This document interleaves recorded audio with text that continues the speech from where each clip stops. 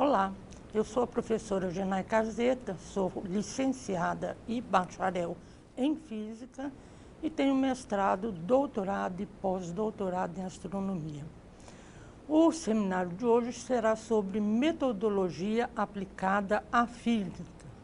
Nós vamos mostrar como a modelagem matemática pode ser utilizada para melhorar o ensino de física. Então vamos para os slides. A modelagem matemática consiste no quê? É uma arte de transformar problemas da realidade em problemas matemáticos. E, uma vez transformado em problemas matemáticos, nós devemos então resolvê-los e interpretar as suas soluções na linguagem do mundo real. A modelagem é um ambiente de aprendizagem no qual os alunos são convidados a indagar ou investigar, por meio da matemática, situações que vêm de outras áreas, no nosso caso, da física.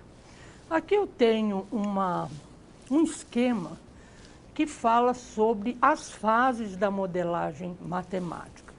Partindo de um problema não matemático, a fase 1 é sobre experimentação, onde serão tirados os dados experimentais.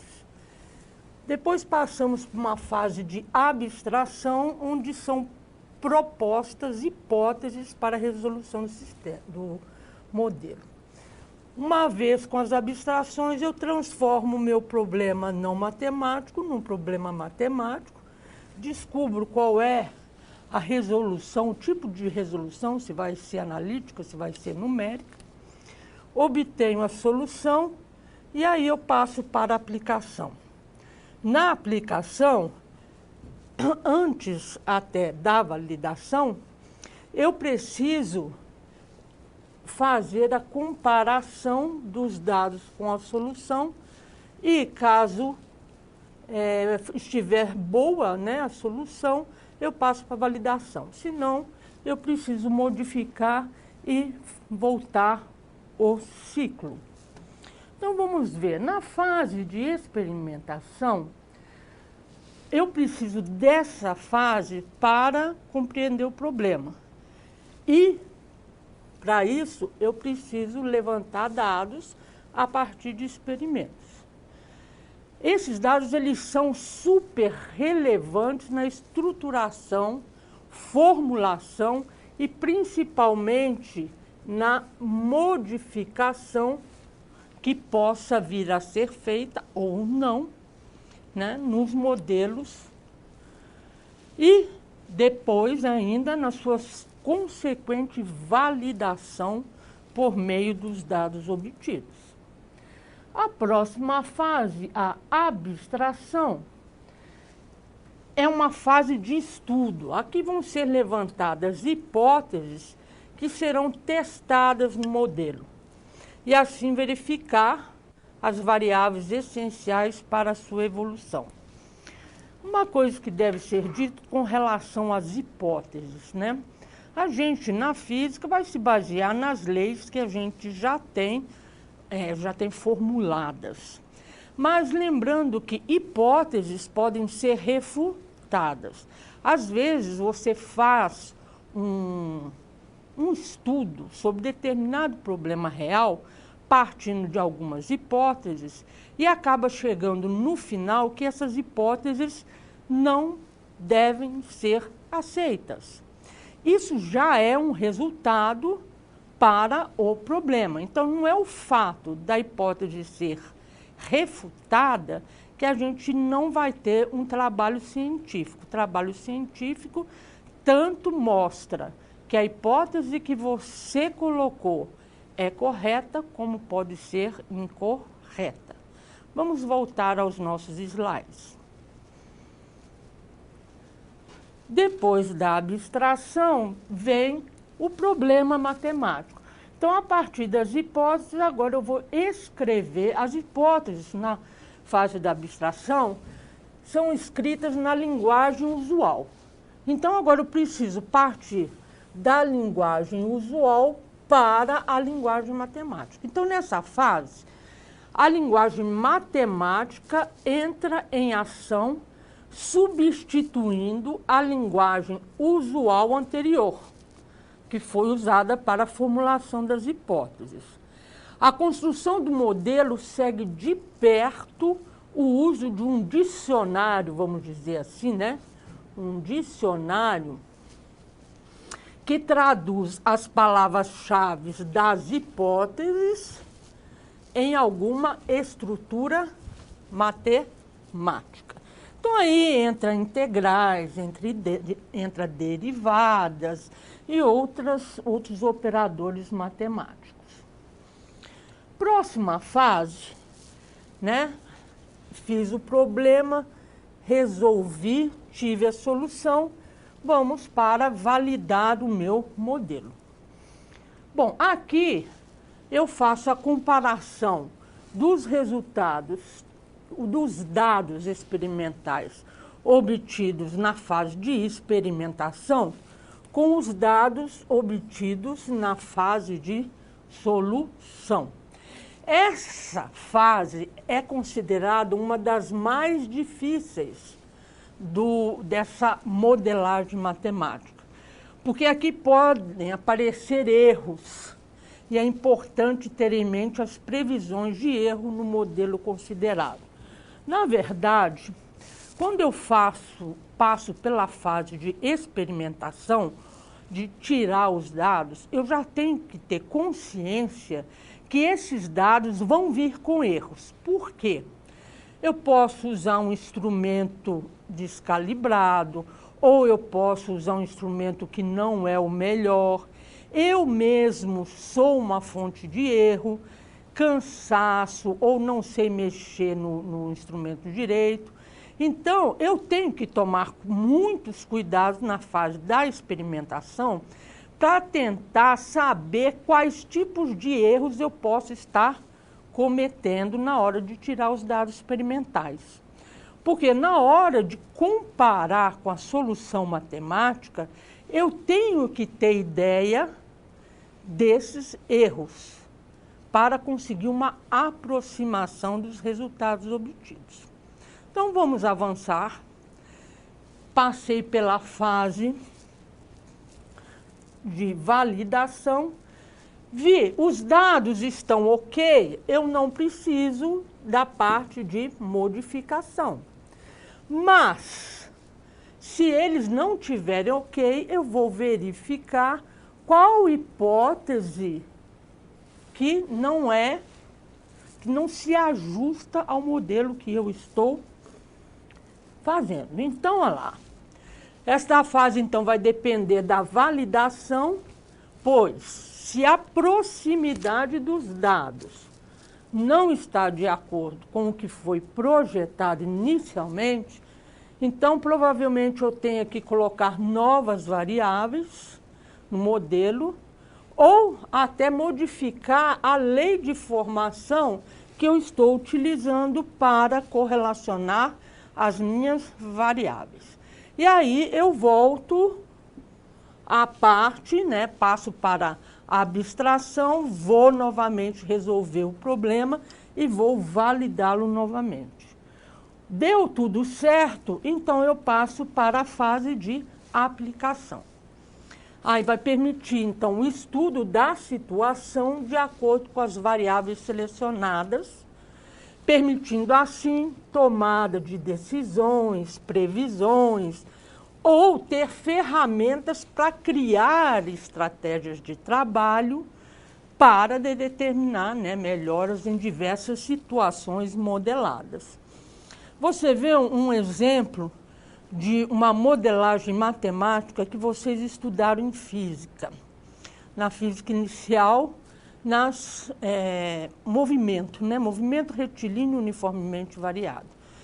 Você estudou a queda livre. A queda livre a massa que está, o corpo que está caindo, ele só age nele a força-peso. Então, ele cai devido à força-peso.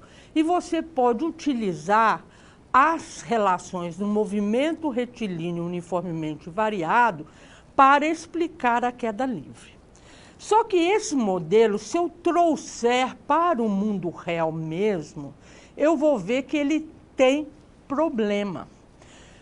Está faltando, na verdade, hipóteses na fase de abstração. Qual é essa hipótese?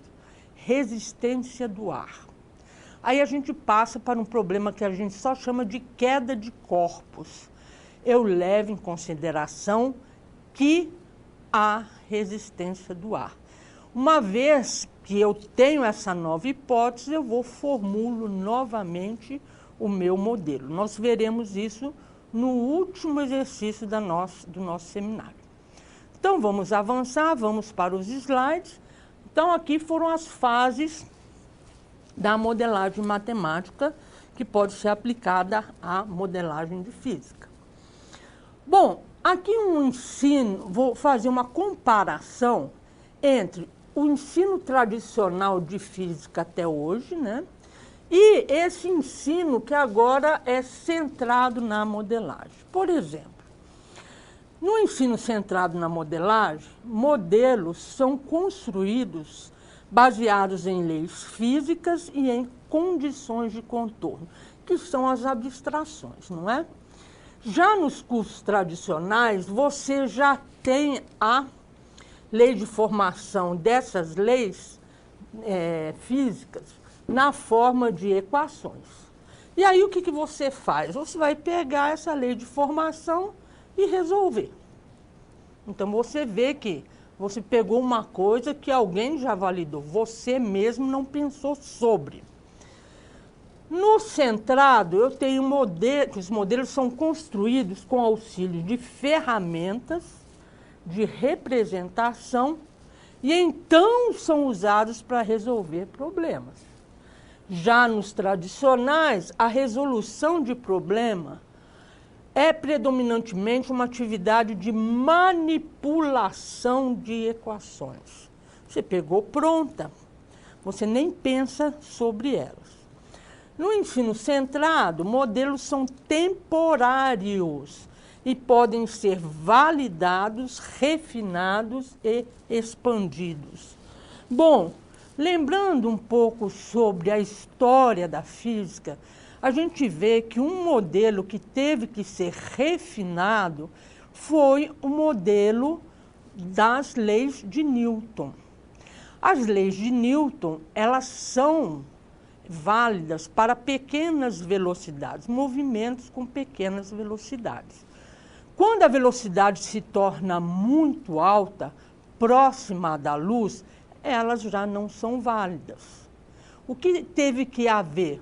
Uma modificação do modelo para esses casos. E aí surgiu a teoria da relatividade restrita. Depois teve o caso da gravitação. Surgiu a teoria da relatividade geral. Elas duas vieram para complementar e não para jogar fora o que já tinha sido validado. Então, é uma melhoria para determinados casos. Vamos voltar aos slides. No caso dos cursos tradicionais, o conteúdo é permanente e a validação já foi realizada. Então, você vai usar como se fosse a regra geral, né? Novamente, ensino centrado na modelagem. A modelagem é um processo que é aprendido por acúmulo de experiências. Olha que interessante isso. Já nos cursos tradicionais, a resolução de problemas é um jogo que requer, às vezes, truques matemáticos, né? E a resolução é aprendida à medida que você vai fazendo cada vez mais problemas. Porque você não pensa exatamente naquela lei de formação que você está utilizando. Você não a obteve, então você fica usando. Ainda no centrado na matemática, na modelagem, os modelos são distintos dos fenômenos que eles representam. Podem incluir elementos causais, descritivos e preditivos, o que não acontece nos cursos tradicionais, porque o conteúdo é indistinguível do fenômeno físico. Então, se a gente puder, no ensino da física, colocar essa parte de modelagem matemática, os alunos vão se sentir até mais motivados. Eles vão ter um papel de cientista e não de aluno ou estudante. Então, ele vai chegar às suas próprias conclusões. Então, vamos voltar aos slides e vamos avançar com relação aos modelos matemáticos. Então, os modelos matemáticos são conjuntos de símbolos e de relações matemáticas que representam, de alguma forma, o objeto estudado. Agora, olha só, muitos dos princípios ou leis que regem o comportamento físico são proporções, que também são chamadas de relações, envolvendo taxas, segundo as quais determinados fenômenos acontecem. Um exemplo de taxa é a própria velocidade, que é taxa, né? Se eu colocar em taxa instantânea, ds, dt. Aceleração também, e assim por diante. Então, o que tem? Em linguagem matemática, vários problemas teóricos ou práticos, né? Eles, na verdade, vão envolver equações, porque relações são equações, e taxas, que são as derivadas. Então, muitos problemas eu vou ter exatamente equações com derivadas. Então, agora eu vou deixar uma questão para reflexão, que é: o que é uma equação diferencial ordinária e um problema de valor inicial? Por que eu estou falando em equação diferencial? Como eu disse, muitos dos fenômenos, eles, para a sua descrição, necessitam de equações e de taxas. Isso configura uma equação diferencial. Eu volto daqui a alguns instantes.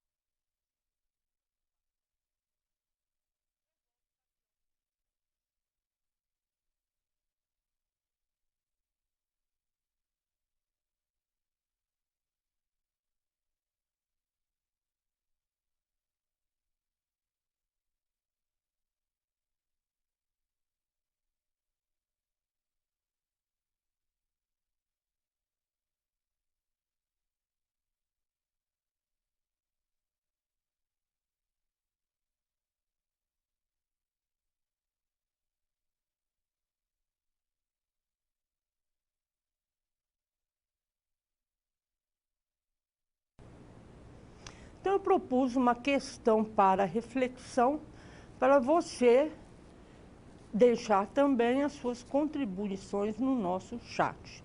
Então, vamos responder a essa questão. Voltemos para os slides. Então, o que é uma equação diferencial ordinária e um problema de valor inicial?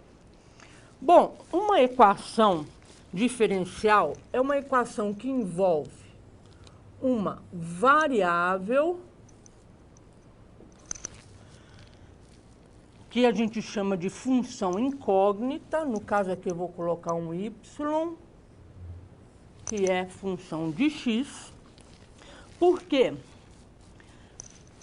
Eu estou falando de uma equação diferencial ordinária.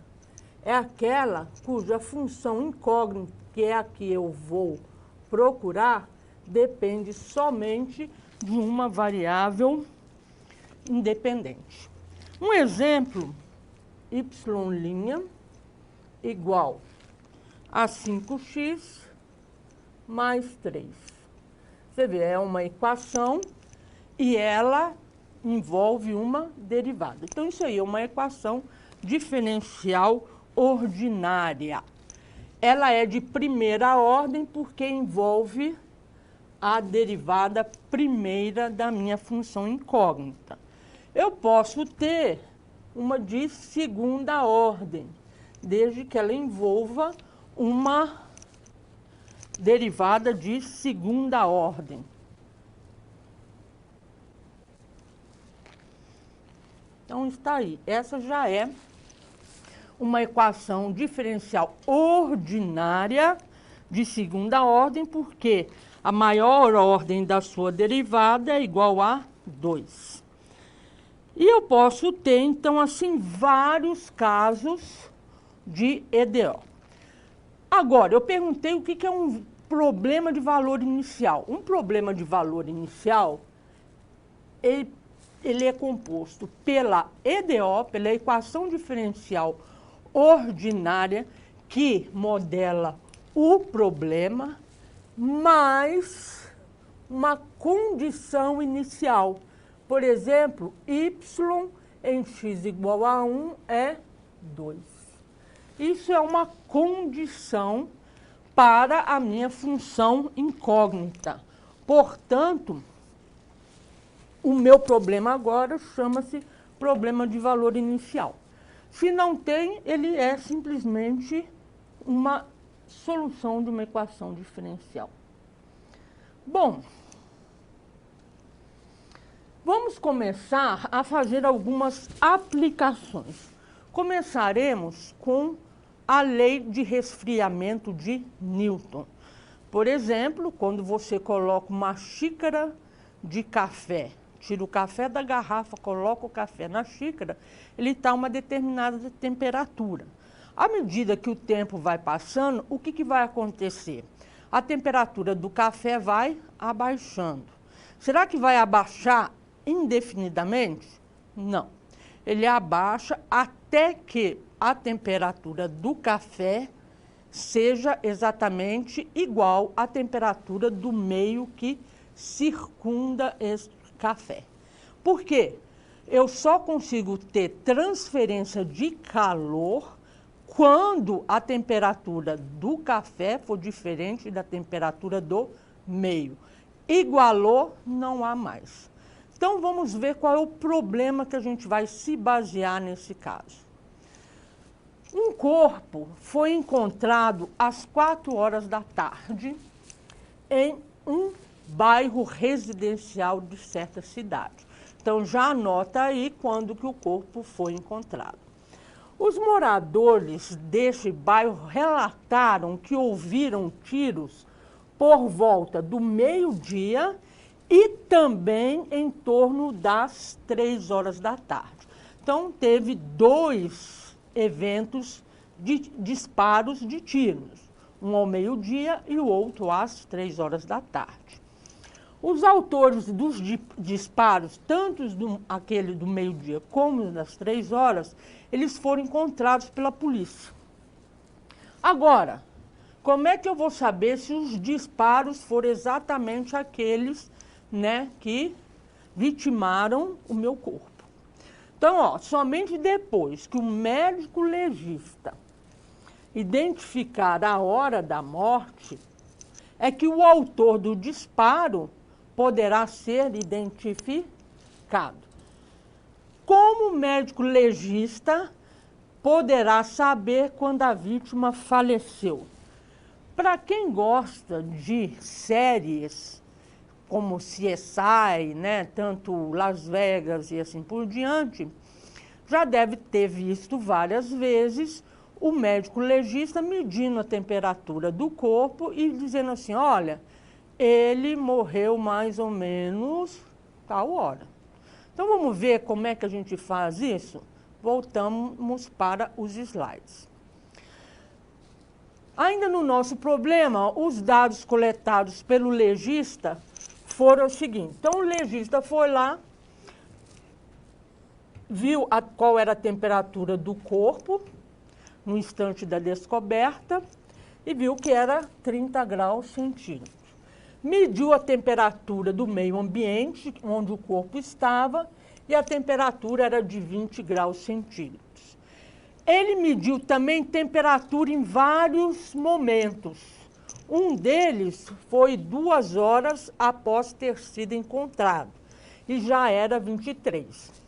Então, a temperatura começou a 30, 2 horas depois já estava em 23 graus centígrados.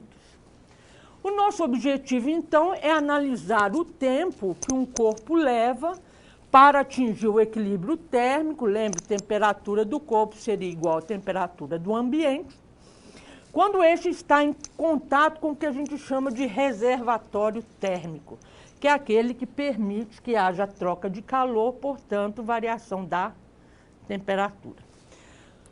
Na fase de experimentação, o que eu tenho? O corpo foi encontrado às 4 horas, eu vou setar esse tempo como 0. A partir daí eu vou analisar.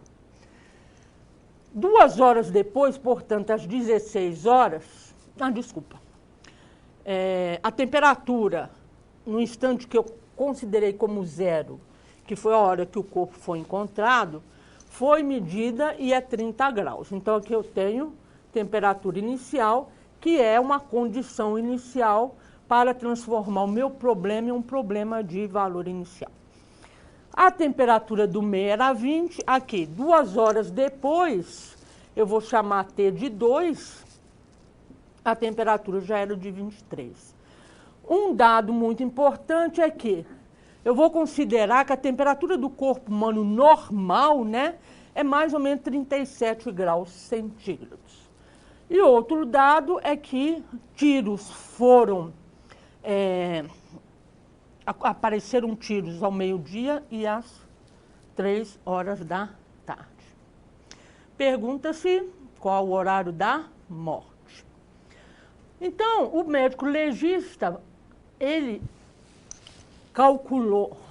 mediu, né, a temperatura do corpo de meia em meia hora. E um gráfico foi montado. Para que eu preciso deste gráfico? Quando a gente vai fazer o confrontamento ou, né, ver se a teoria e a experimentação batem, a melhor coisa é através de um gráfico. Ali eu tenho o gráfico dos dados experimentais, você vê que não tem linha. Por quê? Porque eu não peguei a temperatura em todos os instantes de tempo, mas sim de meia em meia hora, então eu não posso colocar uma curva ali. São os pontos experimentais. Daqui a pouco nós chegaremos à curva que deveria explicar esses pontos experimentais. Vamos voltar então para os slides, guardar esse gráfico que eu vou precisar dele mais tarde. Agora vamos para a fase de abstração, onde eu vou falar sobre as hipóteses. Primeira hipótese: a troca de calor é por condução. Existem outras formas de calor? Existe. Por radiação, que é feito por ondas eletromagnéticas. Não é o nosso caso. Esse é um exemplo quando você trabalha com micro-ondas. Desculpa, está faltando um tracinho aqui. Tem também o de convecção, que acontece muito em fluidos e em vento. Como, por exemplo, quando o leite, você pôs o leite ou a água para ferver, né? Ela começa com uma transformação de temperatura por condução. Está tudo calminho ali. Depois começa a borbulhar. Isso já virou por convecção. Nós não vamos considerar a convecção e também nem a radiação. Voltamos então para os slides. Nossa troca de calor será por condução. Outra coisa, outra hipótese, é que a temperatura do corpo vai depender apenas do tempo. Não vai haver nenhum outro processo que interfira nessa mudança de temperatura. E outra, eu vou considerar que em qualquer local do corpo a temperatura é a mesma. Ou seja, se você medir na cabeça, na mão ou no pé, a temperatura é a mesma. Então essa é outra hipótese. Voltando para os slides, vamos considerar que a temperatura do meio ambiente permanece constante também. Então, isso já quer dizer que ali no meio ambiente não há ventos, né, nenhuma perturbação. Agora, se a gente considerar que depois que o corpo foi retirado, foi levado para o IML, lá dentro eu tenho um ambiente cuja temperatura é controlada.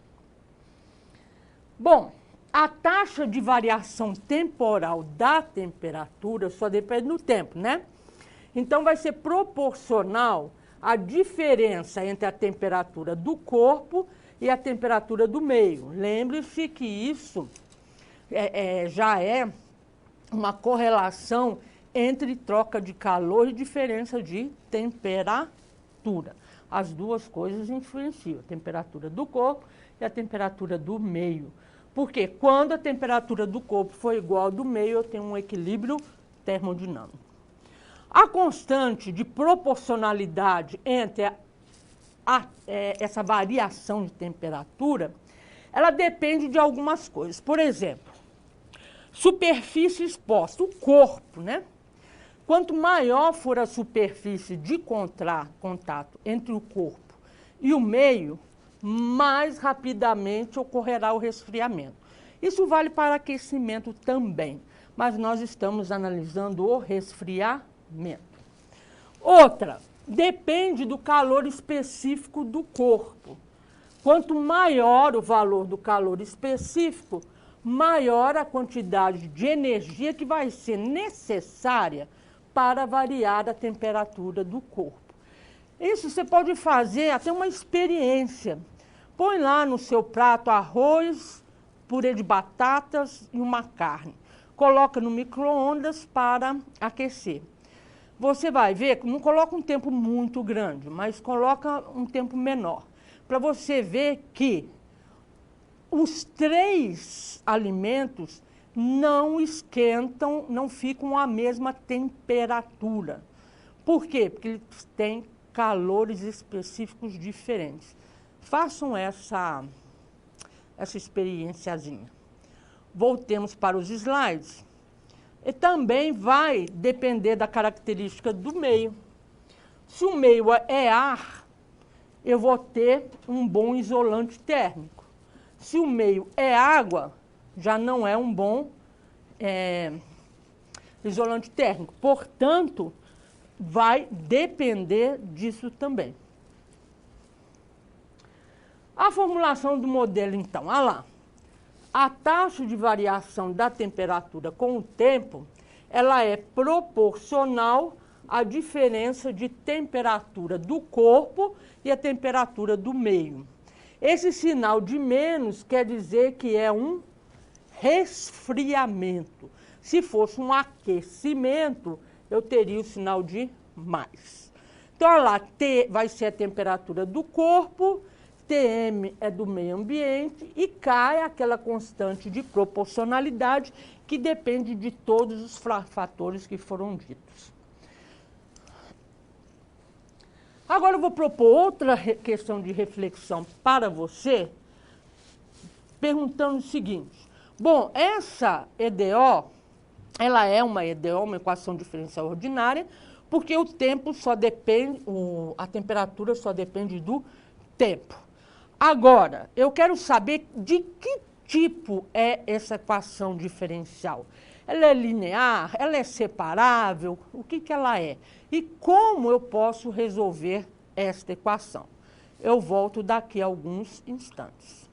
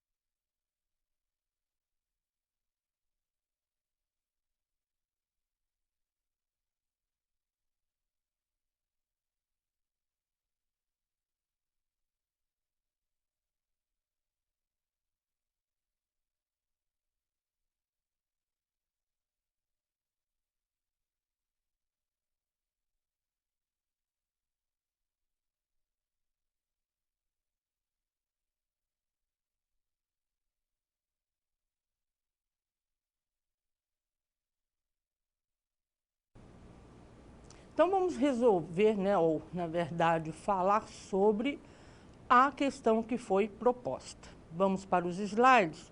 Pergunta sobre que tipo é a EDO que modela o problema de resfriamento de Newton e como ela deve ser resolvida. Você pode ver que do lado de cá não tem a variável tempo, né, no lado direito. Isso quer dizer que eu vou poder fazer uma separação entre tudo que depende de dt de um lado e tudo que depende do tempo do outro. Se eu consigo fazer isso, isso caracteriza uma equação diferencial ordinária separável. Como ela deve ser resolvida? Integrando. Então, vamos lá. Eu tenho aqui o problema de valor inicial, porque eu tenho o valor da temperatura inicial. Eu vou fazer o seguinte, vou separar as duas partes. Vou deixar o menos k do lado de cá e o dt vai vir multiplicando.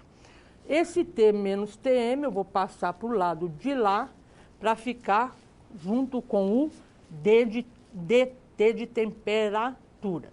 Olha lá, separei. Aqui não tem o t de temperatura e aqui não tem o t de tempo. Então, ela ficou separável. Como eu vou fazer resolução? Integrando os dois termos. Tá aí. Agora, é o seguinte. Aqui é uma integral normal, integral de dt, que vai dar o quê? T. Agora, aqui eu tenho uma integral que vai dar um ln. Então, a primeira integral dá um ln e a segunda simplesmente t. Eu preciso tirar esse ln daí. Como é que eu faço para tirar esse ln? Porque eu vou ter que deixar isolado o meu t de temperatura. Qual que é a função inversa do ln? É a exponencial na base e. Então, eu jogo a exponencial em ambos os lados. Quando eu faço isso, aqui cai o ln, né? E aqui fica a exponencial. Então, eu já consigo isolar o meu t de temperatura, né?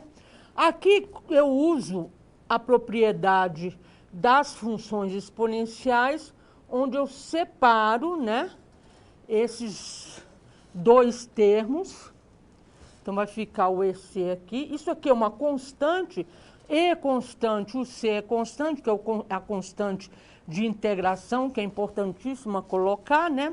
Vem da definição de integral definida. E eu mudo o nome desse EC para um C constante de qualquer jeito. E aí eu tenho isolado o meu T de temperatura. O que falta agora? Jogar a condição inicial, né? Olha lá, em Tzinho tempo igual a zero, o Tzão temperatura é igual a temperatura inicial. Jogando aqui no lugar do T o zero, E elevado a zero é 1, eu tenho que a temperatura inicial vai ser T0 menos Tm, porque eu passo o Tm para o outro lado. Substituo. E eu tenho a solução da lei de resfriamento de Newton. Falta achar isso aqui, ó, a constante K.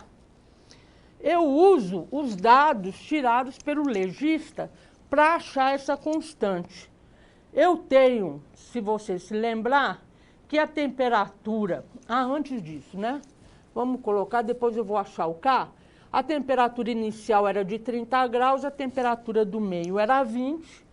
Jogando na minha equação, eu tenho esta equação já com os dados do problema. Então, agora sim, vamos achar o K utilizando um outro dado que diz que a temperatura 2 horas depois era de 23 graus. Então, no lugar do Tzinho de tempo, eu vou colocar 2. Aqui. Vou isolar essa exponencial. Isolei. Por quê? Porque agora eu preciso tirar o K de cima da exponencial. Para isso, eu jogo a função inversa, que é o ln. Aqui a exponencial cai. E ln de 0,3 é menos 1,2. Eu consigo o meu valor de K, que é 0,6. Pronto, agora sim, está tudo completo. Só tenho duas funções, duas variáveis, temperatura e tempo. O resto são todos valores. Ou seja, achei a lei de formação que modela o meu problema de resfriamento de Newton. Vou validar. O que eu fiz? Eu peguei aquele gráfico dos pontos e agora tracei a curva que eu encontrei. E você pode observar que essa curva, ela explica os meus dados experimentais.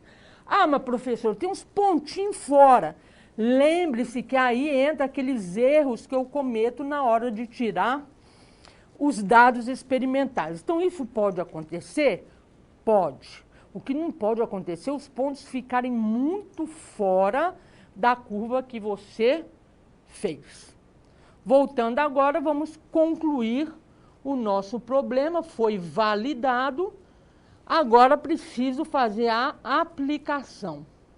Então, vamos lá. O tempo transcorrido entre o momento do disparo e o momento do corpo quando ele foi descoberto. Lembrando que a temperatura do corpo é aproximadamente 36 graus. Então, o que eu estou dizendo com isso? Quando ele foi alvejado, ele tinha a temperatura de 37 graus. Então, vamos lá, vamos colocar isso na nossa lei de formação. Olha lá, vamos igualar a 37, né? E vamos ver qual é o tempo que ele levou para chegar à temperatura quando ele foi encontrado. Então, olha lá. Então, foi colocado o valor de 37. Eu preciso isolar essa exponencial, porque o tempo está na exponencial.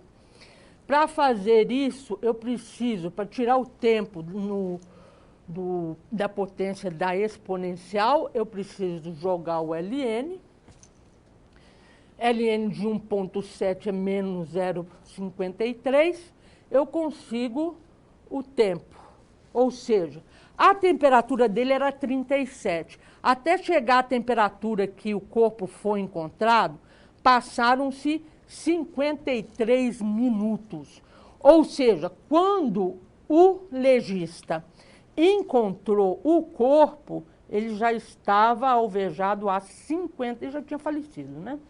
Há 53 minutos. Então, vamos lá. O corpo foi atingido, então, ele foi encontrado às 4, tiro esses 53 minutos, eu tenho que o corpo foi alvejado às 15 horas e 7 minutos. Ou seja, o pessoal do bairro disse que ouviu o tiro às 15 horas e às 12 horas. Quais foram os tiros que vitimaram o nosso corpo? Aqueles tiros que ocorreram às 15 horas. Então, esse foi um problema de resfriamento de Newton, onde nós passamos por todas as fases da modelagem matemática, validamos o modelo e pudemos aplicá-lo no caso do nosso corpo que foi alvejado. Vamos para um segundo problema agora, vibração de sistemas. Vamos para os slides. Bom, vibração de sistema são problemas que estão correlacionados com vibrações de máquinas, por exemplo, ventiladores industriais, máquinas operatrizes na indústria metalúrgica. Olha que interessante, vibrações com grande escala, que são os terremotos. Se você já viu na televisão, várias reportagens, eu vou falar sobre o México, mas tem vários locais onde é constante, né? Ou com uma probabilidade alta de terremotos, alguns prédios estarem fixos em algumas molas. Então, de forma que quando há o terremoto, essas molas vibram, fazendo com que o edifício não desabe. Se você nunca viu nada sobre isso, dê uma pesquisada, por exemplo, em prédios no México. Voltemos aos slides. Uma das soluções, então, para amenizar esses problemas e danos, né, decorrentes dessas vibrações é o quê? Assentar esses corpos sobre molas lineares para minimizar a propagação da onda, né, que está agindo em cima desses corpos. Nós vamos nos basear no seguinte exercício. Considere uma válvula de alívio de pressão do tipo mola, montada em uma rede hidráulica. O diâmetro de entrada do fluido na válvula é de 25 milímetros e o diâmetro de saída é de 50 milímetros. A pressão de trabalho, que é a pressão que você pode ter lá e não vai danificar nada, é de 10 kgf por metro quadrado. kgf é uma das unidades de força, né? Pressão é força por área. Suponhamos que houve uma avaria na linha de pressão e a pressão aumentou. Ops, pode dar problema, né? Para aliviar essa pressão e equilibrar novamente o sistema, a mola se desloca de uma certa quantidade, ou seja, de 50. Então, ela vai se deslocar no mesmo valor que o diâmetro de saída, que é os 50 milímetros. O processo requer um retorno rápido da mola, ou seja, ela distende e já volta. Portanto, o movimento pode ser caracterizado como criticamente amortecido. Determine a função deslocamento da mola em função do tempo para o retorno da mola. Ou seja, então eu vou ter uma posição inicial de 50 milímetros, quero que ela retorne, né? A constante da mola é de 1 newton por metro, a massa do dispositivo é de 0,0051 quilos. Eu preciso do coeficiente de amortecimento, que é de 0,143 segunda menos 1. Seria esse coeficiente de amortecimento, é muito provável que esteja ligado com a viscosidade de um líquido que esteja onde a mola esteja, né? Então, provavelmente é devido a isso. Pode ter outros fatores? Pode. Vamos voltar aos slides. Isso eu vou falar na hora da abstração, né? No momento em que a mola começar a retornar à sua posição inicial, que é a posição 0, a válvula é fechada.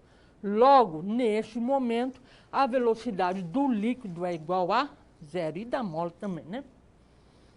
Bom, então o objetivo é determinar a função deslocamento em cada instante de tempo para o retorno da mola à sua posição 0. Vamos começar tirando dados do problema. Eu tenho o diâmetro de entrada e o diâmetro de saída da minha válvula. Tenho a pressão de trabalho. Tenho que a mola se deslocou, né, 50 milímetros, quando houve essa variação de pressão. A constante da mola. A massa do dispositivo e o coeficiente de amortecimento. Então, esses foram os dados do meu problema. Também tem a velocidade inicial da mola, que a válvula foi fechada, então é 0 metros por segundo. Bom, podemos passar para as hipóteses. Aqui eu tenho uma mola, uma massa presa nessa mola e a mola presa num suporte. Aqui ela está em equilíbrio, portanto eu tenho o comprimento da mola L. Só que quando há variação de pressão, o que acontece? A mola se distende. Então ela estava com um comprimento L, ela se distendeu um comprimento X. Esse varia com o tempo, este não varia com o tempo. Então, a mola nós vamos considerar que tem massa desprezível. Então, olha lá, já é uma hipótese, né? E ela está presa de um lado e com o corpo do outro lado. A mola exerce sobre o corpo uma força que é proporcional e que se opõe à deformação da mola. O que quer dizer isso? Quando você desloca a mola de X, ela quer voltar para o seu comprimento anterior, que é L. Então, a força que é dada pela lei de Hooke, ela vai ser uma força que tende a fazer com que a mola retorne à sua posição de equilíbrio, ou seja, à sua posição inicial. Então, essa é a minha força que é dada pela lei de Hooke e está relacionada com a elasticidade da mola. Ela é dada por menos Kx, o menos vem exatamente porque eu tenho uma força que tende a retornar a mola, né? K é a constante elástica da mola, X é o deslocamento que houve. Todo sistema mecânico possui algum grau inerente de atrito, que é aquele amortecimento, né? Que age como um consumidor de energia. Se você se lembrar, quando eu tenho atrito, eu não tenho conservação de energia mecânica, eu tenho perda de energia, né? Essa força de resistência é proporcional à velocidade e é dada por onde A é o coeficiente de amortecimento, né? E eu tenho um exemplo com relação a isso, são os amortecedores ou pistões com fluidos viscosos, por exemplo, óleo ou ar. Então, esse coeficiente de amortecimento vai estar ligado, se é óleo que tem, ao óleo, se é ar, ao ar, ou seja, ao fluido viscoso. Então, essa é a força de atrito, é uma próxima hipótese. Bom, traçadas hipóteses, vou à formulação do modelo. Para isso, eu vou utilizar a segunda lei de Newton, que diz que a somatória das forças, ou seja, a força resultante, é igual a massa vezes aceleração. Quais as forças que agem? A força de restauração da mola e a força de atrito ligado ao fluido. Colocando considerando somente eixo X, lembra que a mola está no eixo X, eu posso escrever menos F da mola e menos F de atrito e posso colocar os valores da mola e do coeficiente do atrito. Este menos aqui já está levando em consideração o menos da força de Hooke. E eu vou ter, então, que a aceleração vai ser igual, a somatória das forças vai ser igual a massa vezes a aceleração, lembrando que velocidade é a derivada de x em relação por tempo, a aceleração é a derivada da velocidade com o tempo, portanto, em relação a x, se torna uma derivada segunda, porque vai ser dt de dx dt, certo? Então, aí, isolando agora o d2x dt2, eu vou ter a seguinte equação da minha movimento da mola. Eu vou tirar esse m daqui, ó, ou seja, eu vou dividir tudo por m, e aí é essa equação diferencial que eu vou trabalhar. Que tipo de equação é essa? Como a maior derivada é o d2x dt2, isso é uma equação diferencial ordinária, porque o x só depende do tempo, só que de segunda ordem. Além disso, ela tem coeficientes constantes. Olha lá, o coeficiente da derivada segunda é o 1, né? Da derivada segunda é 1. Da derivada primeira é a viscosidade sobre a massa, que são constantes também. E sozinho, né? Multiplicando o x, eu tenho outra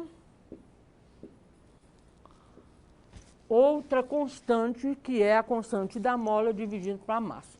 Então, essa minha equação diferencial é uma equação diferencial de segunda ordem. Ela é homogênea, esqueci de falar, porque ela é igual a zero, e com coeficientes constantes.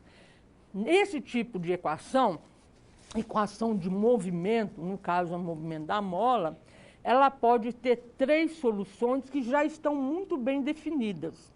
O que eu preciso encontrar é um delta, que você vai ver que é o discriminante de uma equação de segundo grau, que vai me dizer qual dessas equações, ou qual dessas soluções se adaptam ao meu modelo. Então, voltando, eu tenho, então, o meu modelo e vou resolver. Para resolver este problema, eu preciso do que se chama equação característica. O que quer dizer isso?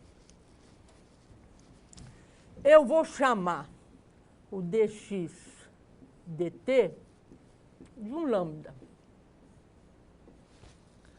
O d2x dt2 vai ser o lambda ao quadrado. Então, vou escrever a minha equação característica. Lá, ó. Aqui lambda ao quadrado, aqui lambda e aqui é 1, né? Não tem a derivada. Na verdade, eu consideraria lambda elevado a zero, né?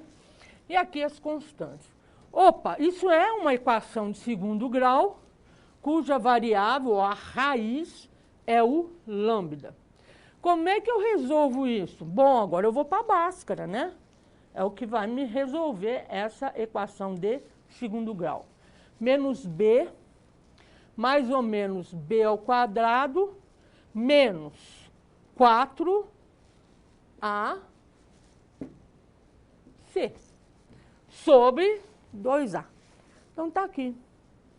Essa é a raiz, ou serão as raízes, vai depender, né, para o meu problema. Lembrando que o discriminante, ou delta, é aquele que está dentro da raiz e é ele que vai me dizer como eu vou escrever a solução. Vai depender se ele é maior que zero, menor que zero ou zero. Opa, mas nesse caso vai considerar delta menor que zero? Vai, tá? Então, com delta maior que zero, duas raízes reais diferentes. Delta igual a zero, duas raízes reais iguais. E delta negativo, duas raízes complexas. Então, vamos ver qual é o nosso caso. Então, eu preciso colocar os valores que foram dados no meu problema lá. O K, o M, o A, o X0 e o V0. Então, aqui, essas duas X0 e V0 são condições iniciais. O resto eu posso colocar na minha equação, que eu vou obter exatamente valor de B, 28, valor de C, 196. Bom, eu posso, então, colocar esses valores no meu lambda. Olha o que aconteceu. Colocando aqueles valores, eu vou ter um delta igual a zero. Portanto, duas raízes reais iguais a menos 14. Como delta é igual a zero, a solução da minha equação é deste tipo. C1 e elevado a lambda t mais C2 vezes t e elevado a lambda t. Quanto vale o lambda? Menos 14. Quanto vale C1 e C2? Opa, isso aí eu vou ter que descobrir a partir das minhas condições iniciais. Então, olha lá, eu isolei o E para ficar mais fácil de trabalhar e vamos aplicar as condições iniciais. A primeira, x igual a zero, x em zero, desculpa, é igual a 0,05. Então, eu jogo naquela equação, colocando t igual a zero, eu obtenho o quê? O C1. Isso aqui é 1, isso aqui vai ser 0, então vai sobrar quem? C1. C1 vai ser igual, então, a 0,05. Achei C1. Agora, eu preciso achar C2. Eu vou para a segunda condição inicial, que é a da velocidade. Só que, lembrando, velocidade é a derivada de x. Então, eu preciso derivar a minha equação, né, a minha solução, e uma vez que eu derivei, eu posso jogar os valores para t, que é t igual a zero. Então, aqui a derivada, uma vez que eu tenho a derivada, o t vai ser zero. E o que vai acontecer? Vai sobrar quem? Somente C2. E aí eu consigo o valor de C2, que é 0,7. Substituo os dois valores na minha solução. Faço o gráfico, nesse caso eu só vou trabalhar com o gráfico teórico, mas o gráfico já me mostra que é um movimento criticamente amortecido, como deveria ser. Eu tenho três tipos de movimento: o amortecido, criticamente amortecido e o livre, tá? Que depende da solução, depende do delta. E no nosso caso, exatamente crítico amortecido. Agora eu posso voltar para o meu problema porque ele foi validado. Vamos para os slides. Oh, desculpa, era só achar o x, né? Eu me confundi. No nosso caso, no nosso exercício, eu queria simplesmente achar a expressão para x de t. E achei. Agora eu posso saber a posição da mola no seu retorno em qualquer valor de tempo. Não é só no seu retorno, não. Na verdade, se ela ficar, né, vibrando em torno da sua posição de equilíbrio, eu posso saber se ela, em que posição ela vai estar baseando nessa minha solução. Vamos para o terceiro problema, agora sim, queda de corpos. Como eu disse para vocês, a queda de corpos, você estudou em física como uma queda livre, onde não tinha resistência do ar. Aqui vai ter. Então vamos para os slides. Vamos falar então queda de corpos. O exercício será um paraquedista de massa 70 quilos, encontra-se em queda, não é livre, em queda, com o paraquedas aberto.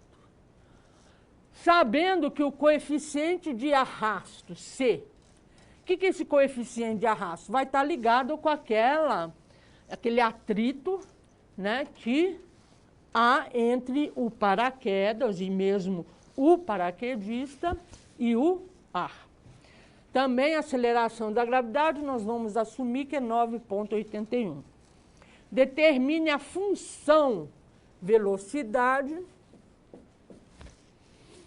do paraquedista em queda, sabendo que, vamos considerar que aqui o x era zero, ele partiu do avião aqui no x igual a zero, e como ele está caindo, o meu eixo está aumentando para baixo. Quando o paraquedista abriu o paraquedas, a velocidade dele vai diminuindo com o tempo devido à resistência. Vai chegar uma hora que ele vai adquirir uma velocidade que se chama velocidade terminal. Essa é a velocidade que ele vai cair na Terra. É isso que a gente precisa encontrar. Então, voltando aos slides, vamos começar a nossa modelagem. O objetivo, então, é estudar a queda de corpos com resistência do ar. Então, nós vamos apresentar a função que melhor representa a velocidade de um corpo que está em queda, no caso paraquedista, com paraquedas abertos, e estimar a velocidade próxima à superfície da Terra, ou seja, a Terra. A abstração, quais são as hipóteses? Primeiro, a segunda lei de Newton tem que valer, certo? Então, no nosso caso, a força resultante tem que ser igual a massa vezes aceleração. Massa é a massa do paraquedista, a aceleração é nós veremos daqui a pouco o que é essa aceleração. Se um corpo se movimenta através de um fluido, no caso o ar, surge uma força de resistência que vai se opor ao movimento. É uma força de atrito, que faz com que o sistema perca energia. No nosso caso, então, vai ser o coeficiente de arrasto vezes a velocidade. Veja bem que essa força de atrito é igual à força de atrito da mola. A única coisa é que nós mudamos o eixo para baixo como positivo, né? Então apareceu o sinal de menos. Então, o seu coeficiente de arrasto, ele depende da forma do corpo, da área da seção transversal deste corpo, e é perpendicular à direção do movimento, também vai ser proporcional à densidade do fluido e do coeficiente aerodinâmico. Bom, isso aí são várias coisas. No caso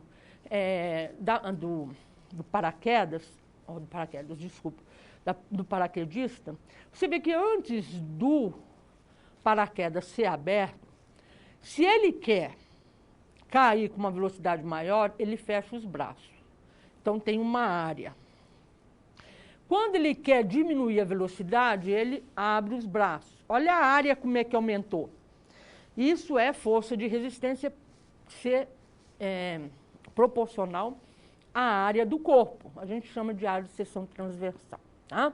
Então, essa é uma coisa. Outra, vamos ver, a resistência no ar tem que ser menor, por exemplo, que a resistência na água. Então, tem que depender também do material. E da aerodinâmica diz da forma, né? Fala-se muito em aerodinâmica de carro, de avião e assim por diante. Então, a aerodinâmica tem a ver com exatamente essa forma. Avançando, vamos para os slides. Eu tenho que se um corpo se movimenta dentro de um campo gravitacional, ele tem força-peso. Então, essa aqui é uma força que está agindo lá. Então, nós já falamos de duas forças, tá? A força de resistência do ar e agora estamos falando na força-peso que surge porque ele está no campo gravitacional da Terra. Se ele estivesse no espaço, não teria. Mas está na Terra, tem que ter a força-peso. Então, eu tenho duas forças aqui. Mostra o meu referencial, olha só. Ele crescendo na direção de cima para baixo, a força-peso, a força de resistência do ar agindo contra a força-peso, a direção e o sentido da velocidade, a direção e o sentido da força gravitacional. Então, eu posso fazer o seguinte. No início do movimento, a resistência do ar ela é nula. Por quê? Porque a velocidade é nula, né? Ela depende da velocidade. Então, se a velocidade inicial é zero, a força é nula. À medida que ele cai, o que acontece? A velocidade vai aumentando. Se a velocidade vai aumentando, a força também vai aumentando. Porém, a intensidade da força-peso não varia. Tá? Só varia a intensidade da força de atrito, de resistência, porque depende da velocidade. Força-peso não depende da velocidade, depende da aceleração, a aceleração é constante. Então, dependendo da altura de queda, a intensidade da força de resistência do ar vai poder se igualar a uma certa hora à força-peso. Tá? Então, ela começa diferente, a velocidade vai aumentando, a força vai aumentando, até que a força de resistência fica igual à força-peso, e aí eu tenho um equilíbrio. Falou em equilíbrio, falou que a força resultante é nula. Então, o corpo passa a se movimentar com velocidade constante. Que velocidade é essa? É chamada velocidade terminal, que é a velocidade que o paraquedista pousa no chão, né? Vamos falar pousa. Então, olha lá, vamos formular agora o modelo. As hipóteses já foram faladas. Então, eu tenho lá a força resultante igual a massa vezes a aceleração, que é a segunda lei de Newton, separando, isolando a aceleração. Eu tenho que a força resultante é a peso menos... nós estamos com o eixo crescendo para baixo. Então, P é positiva e F de área é negativa. Igualando as duas, eu tenho a expressão para aceleração, colocando o peso, que é massa vezes a gravidade, e a força de ar, que é o coeficiente de arrasto, vezes a velocidade, eu tenho essa relação para a minha aceleração. Agora, eu só preciso colocar qual é a fórmula da aceleração em relação à velocidade. Por que eu não vou colocar em relação à altura y? Porque eu quero a expressão da velocidade com o tempo. Então, não vou trabalhar com y, eu vou trabalhar com v. Portanto, a aceleração vai ser dv dt. Está aí, uma equação diferencial ordinária de primeira ordem, porque a derivada de ordem maior é 1, e ela também é separável. Olha só, desse lado não tem nem o valor do tzinho. Portanto, eu vou poder separar em dois blocos, como foi o primeiro caso. Bom, agora falta resolver o problema de valor inicial. Aí está dada a equação diferencial ordinária e está dado a condição inicial. Bom, Eu vou dar um tempo para você resolver esse modelo e eu volto daqui a alguns instantes. Não esqueça de mandar as suas contribuições. Até mais.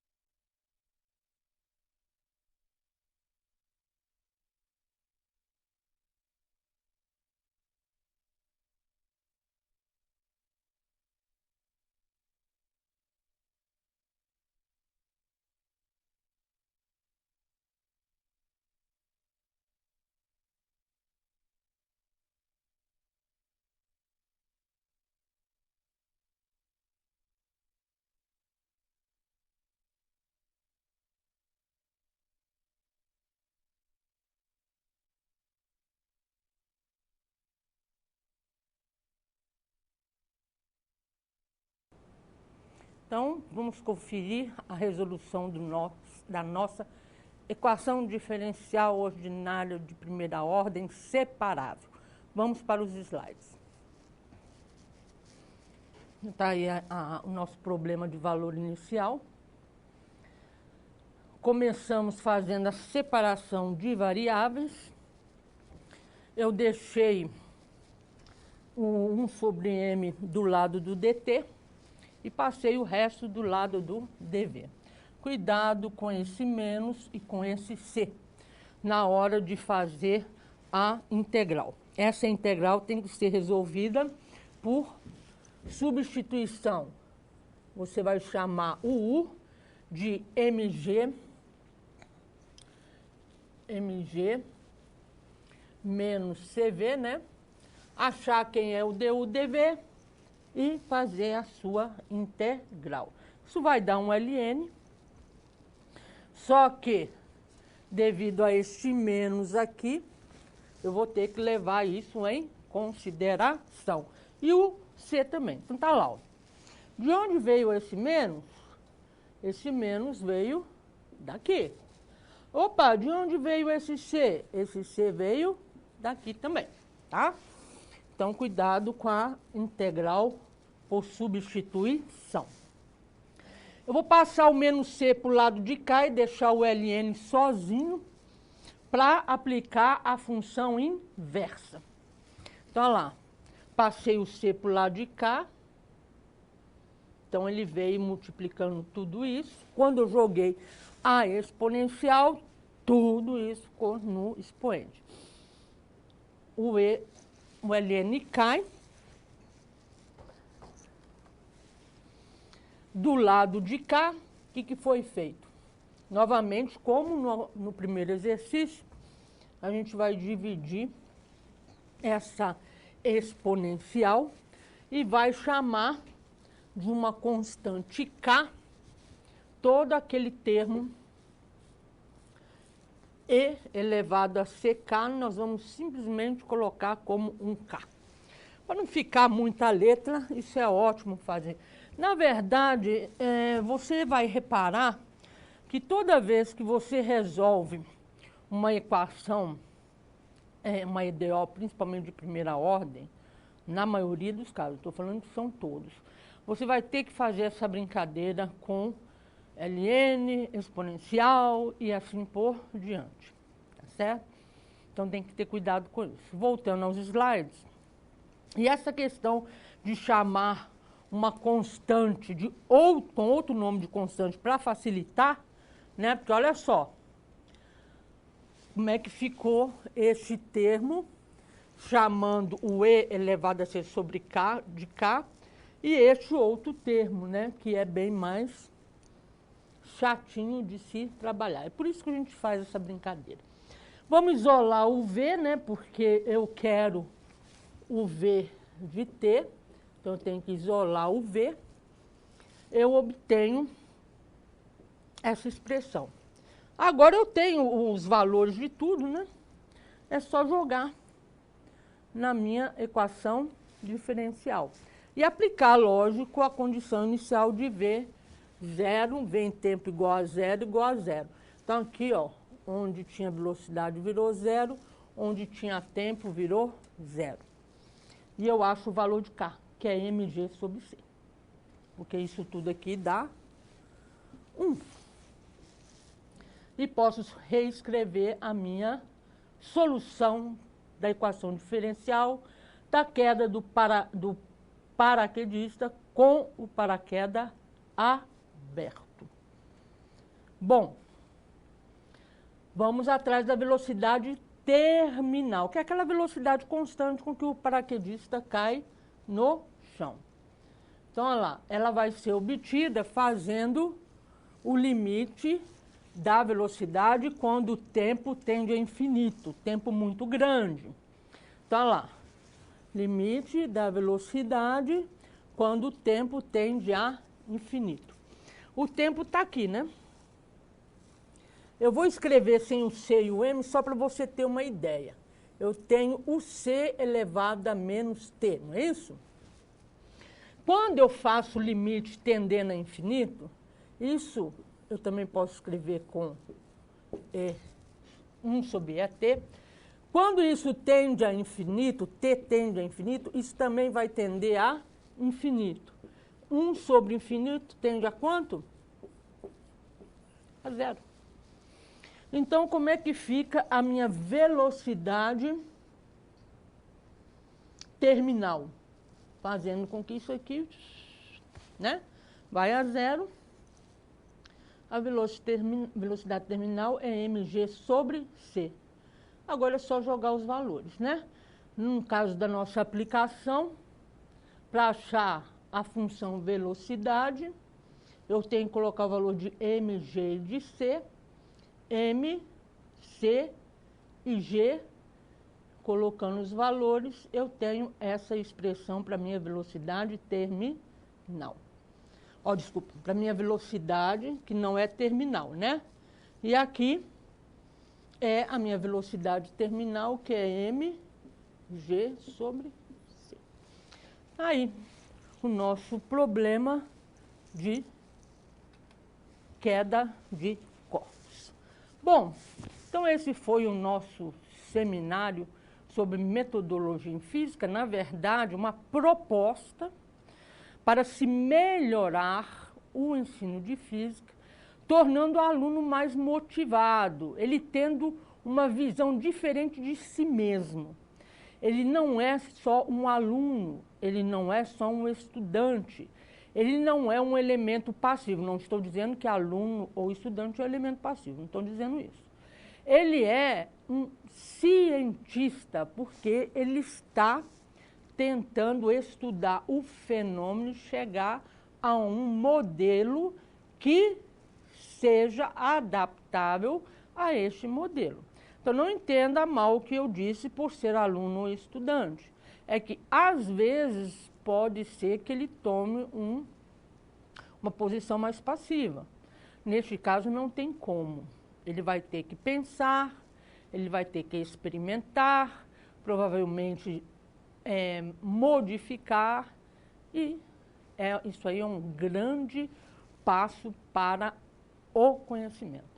Bom, a gente volta em outra oportunidade com uma outra visão, talvez até da própria, outros exercícios, né? Problemas reais, aplicando a metodologia, usando a modelagem matemática. Então, eu fico por aqui. Até mais.